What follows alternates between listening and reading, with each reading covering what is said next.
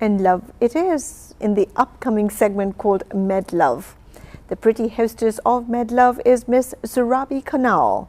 This morning, Miss Kanal's guest is Gabby Sutton from Things That Matter. Let's see. This is MedLove with your monthly talks here at Global Television Network. Welcome to all of you in the United States and around the world. I'm your hostess, Surabhi Kanal. Here on the show today, we have a very special guest, Miss Gabby Sutton. She is the founder of Things That Matter, a nonprofit organization that does one of its own phenomenal services. So I would let her explain more about it. Hi, thank you so much for having me today. This is such a wonderful opportunity. So as she mentioned, I'm Gabby Sutton. I started Things That Matter about a year ago, and the way that Surabhi and I met and overlapped was through our human trafficking work, and she just impressed me with the passion that she had for the people that are suffering, and that we can be cohesive in our endeavors to help victims and to help those who aren't victims, to help everyone be involved and help eradicate this issue. And I do other work with disabilities, inclusion, and awareness. I work with the FBI and I work with the World Bank and other organizations to help bring these issues to light and help be, again, cohesive with individuals who do similar things. Now, as a teenager yourself, would you say you have encountered other friends or peers that have been through these kind of atrocities? Yeah, actually, I've had the experience of working with victims who have been trafficked, and I would say that it was probably one of the most life-changing experiences I had. I brought her to an event where she addressed other high schoolers and she talked about the proximity to Northern Virginia, and I think it just changes your perspective and it changes your life when you have the opportunity to talk to someone that was able to say, I was a victim, I was trafficked, and she went into the details about how it was like being tortured as a victim of human trafficking. And I had done a lot of work with organizations and nonprofits and things like that, but I think after hearing someone talk about their actual experience with it, that kind of changed everything for me, and it helped me come closer to MedLove and feel more fully their mission and how relevant it is and timeless it is in its applications to modern society. Now, I know you're interested in spreading awareness and going to different schools and sharing how impactful it is to get educated about things like this.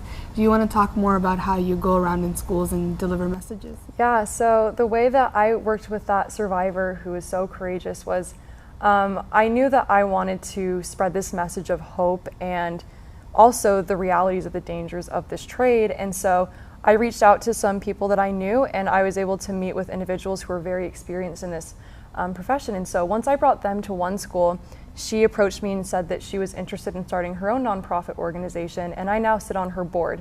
And now we go to other schools and we provide funding for survivors to come to their school and talk about the realities and the fact that it happens in these schools and it happens in this area, it happens at the malls. And what's so empowering is we have people come up to us after and say, I didn't know that this was happening here, and I have a friend that I might be able to talk to about this. Maybe she's not involved now, but she might be on the edge and she might be at risk. And so I've had so many wonderful experiences branching out, especially after working with MedLove and working with survivors, and it has really cultivated me to be able to have this experience. And how important is, like, in your opinion, how important is it to just be there for, it's not necessarily about the money or like the service or whatever organization you have, how important is it to just be there and be that helping hand? I think that's everything. Honestly, when it comes down to it, human trafficking is so intricate where you can't always intervene in the way that you wish you could. And so I've had experiences where I have become aware of situations that I haven't been able to approach, and so all I can do is be that person for them and say, I understand, I'm here for you. I can't legally move forward with this or make the moves that I would want to, knowing what's going on, but I think that can save someone's soul, just being there for them and having someone know that they know what it's like and they understand that they're not alone in this, because a lot of times traffickers want to make their victims feel alone. And if nothing else, professional, young person, older person, no matter what, we can be there and we can listen to someone, and sometimes even sitting in silence is just as powerful.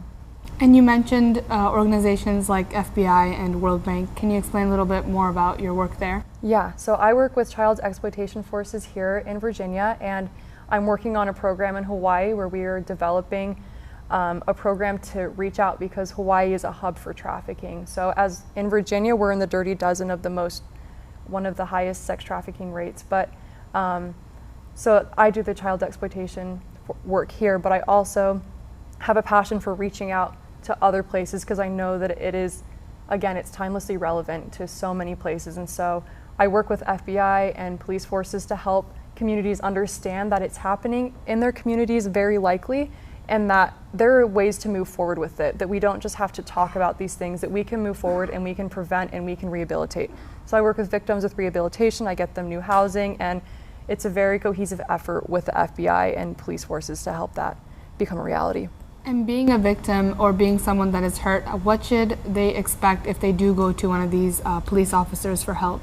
Yeah, I think that's one of the misconceptions, that the police officers will arrest them or they will be in trouble for coming forward. And I think one of the components I want to stress so fiercely is the fact that we are here for them. And if you can find that courage to step forward, there are safe houses, there are resources, like so many of the resources that MedLove offers, but we can do everything in our power to make sure that they are safe again. And so I know, again, traffickers will tell you that if you go and get help, they'll kill you, they'll kill your family, or the police themselves will be involved in misdemeanors and things like that. And that is, there are some realities to this, but at the end of the day, we are all, many of us are trying to work in a retroactive way in order to make this not become as prevalent as it is. And so I would encourage victims to come forward and discuss their stories.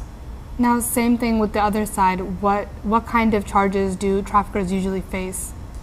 It depends on the crime and it depends on what we can pin them on. But at the end of the day, this is not something that's taken lightly, as it is a crime against humanity.